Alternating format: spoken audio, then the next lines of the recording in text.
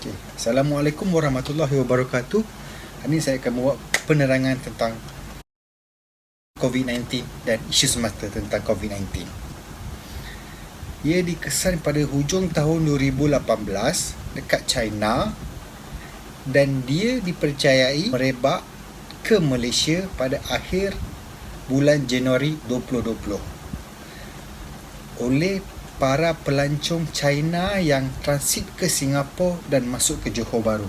Virus ini dipercayai aktif sekitar Malaysia pada pertengahan bulan Mac. Virus ini dipercayai berada di seluruh wilayah negeri-negeri di dalam Malaysia. Itu adalah pengenalan tentang asal-usul COVID-19. Definisi, apa itu COVID-19? COVID-19 adalah penyakit yang menyebabkan jangkitan saluran pernafasan. Jenis-jenis coronavirus seperti Severe Acute Respiratory Syndrome coronavirus iaitu SARS dan Middle East Respiratory Syndrome Related Coronavirus iaitu MERS-CoV. Dan paling terbaru, coronavirus terbaru dijumpai di China adalah Novel Coronavirus 2009, singkatan daripada perkataan CO Corona VI Virus D disease dan 19 merujuk pada tahun 2019. Jangkitan coronavirus menyebabkan spektrum gejala sesemua darah dan paru-paru.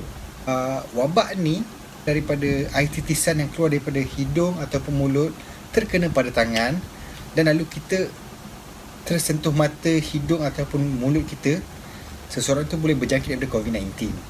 Dan dipercayai penyakit COVID-19 ini boleh menyebabkan kematian, terutama di kalangan orang tua dan baby.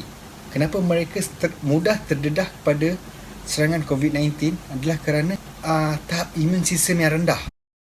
Garis masa pandemik penularan wabak COVID-19 di Malaysia, dia bermula pada hujung tahun Januari 2020. Dipercayai dibawa oleh pelancong China yang transit daripada Singapura ke Johor Bahru. Pada 1 Mac, Kementerian Kesihatan mengesahkan 4 lagi positif jangkitan COVID-19. Dan pada 16 Mac, sebanyak 125 kes baru dilaporkan positif COVID-19 dan seterusnya sehinggalah sekarang ni 6 September 2020 sehingga kini boleh jangkitan COVID-19 ni masih lagi aktif di sekeliling kita.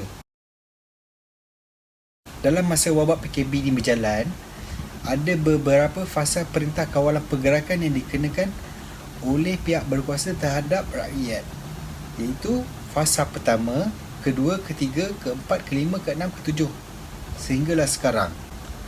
Fasa sekarang adalah fasa ketujuh. Seterusnya adalah kluster COVID-19 yang ada dekat Malaysia. Kluster terbesar yang ada dalam Malaysia adalah kluster Tabligh yang mempunyai 3,375 kes dan kluster Tembok mempunyai 1,250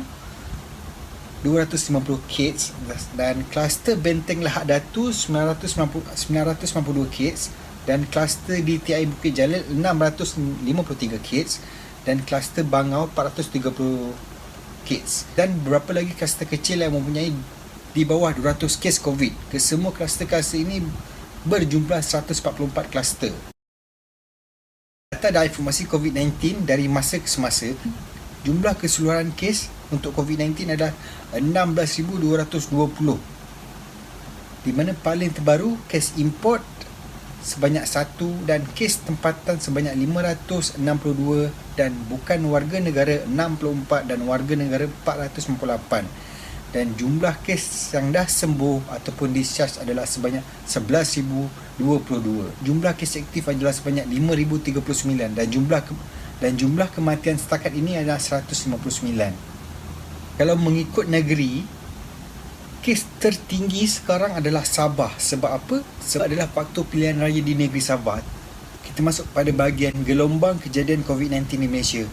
Di dalam negara Malaysia mempunyai terdapat 3 gelombang COVID-19. Pertama bermula daripada sekitar Januari kepada Mac dan gelombang kedua sekitar bulan Mac kepada Julai dan gelombang ketiga adalah sekitar bulan September sampailah sekarang, iaitu bulan Oktober. Langkah mudah untuk perangi COVID-19.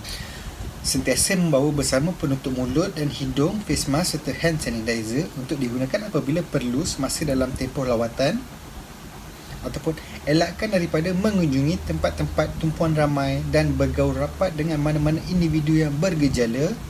Elakkan daripada melawat ke ladang haiwan, pasar yang menjual haiwan hidup, tempat sembelihan haiwan atau menyembuh sebarang jenis haiwan semasa dalam tempoh lawatan, dan elakkan daripada memakan sebarang produk haiwan mentah tidak masak.